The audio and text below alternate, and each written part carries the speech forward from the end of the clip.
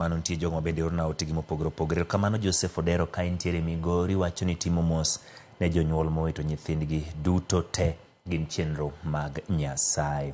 Erokamano Austin kawuok Lela West Kanyamkago. Ago mos ahinya ne joma wito nyithindgi e masira mar mach. Erokamano Austin. Emmanuel Migago e makare kan gi jada Florence Nyasuna ma daktari Jaimbo kawuok Suna West en bendo go mos ne familia mowito nyithindgi. Wacho ni wito nyathi en gima lit ahinya to ka entiere skul kama igeno ni nyalo be yude konyruok. Erokamano kuom ote machal kamano. Aneno ng'at ma bende luongore kaendi ni Eugene en bende Ramogi TV makare wacho ni weche mag mach ma bende koro muoch skunde gin mag makoro kelo luoro e kind jonyuol. Wakwayo mondo mi Nyasaye oket chunygi kama okwero. Kama nyalo medo orote ni kutenore kod wach ma masira mar mach mabende odiochieng' ma kawuono mako piny Kenya kod kuyo. Kawe mago bro duoge en ni Kenya yango jatuo mar 5 mani kod tuo guonyo mar Mpox. Jatend migawo mar thieth Nancy Baraza yango di miyo majegni 23 oyud kod tuo ne gwenge mag Mombasa kendo yangore ne en min od jago manyocho oseyudi kod tuo ne kaunti ma Nakuru mane en lipot mar 4. Migawo mar thieth yango ni pod gina kicha mar galandruok mar tuo no kata ni piny Kenya oyango jal mar 5 mane kode. Bende gidhi nyime kod timo pim e tong' mar Kenya kod pinje malibamba.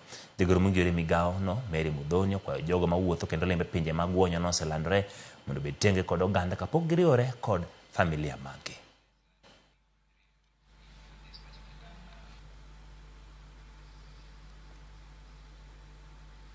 Yes, we confirmed the 5th case this week of Mpox in the country. It was involving a 29-year-old female from Mombasa, a resident of Mombasa, and the patient has been seen at Coast General Hospital. That is on the 28th of August, and the patient is currently in isolation at Tutange Hospital, Mpox Isolation Center. So while the patient has no recent travel history to a country reporting Mpox case, the spouse had recently traveled to Rwanda and returning on 24th of August. So he's also hospitalized with similar symptoms in Nakuru and is the 4th confirmed Mpox case in the country. In the last 24 hours, we have screened more than 17,000 people at all ports of entry. And culminatively, more than 650,000 people have been screened on all ports of entry in Kenya.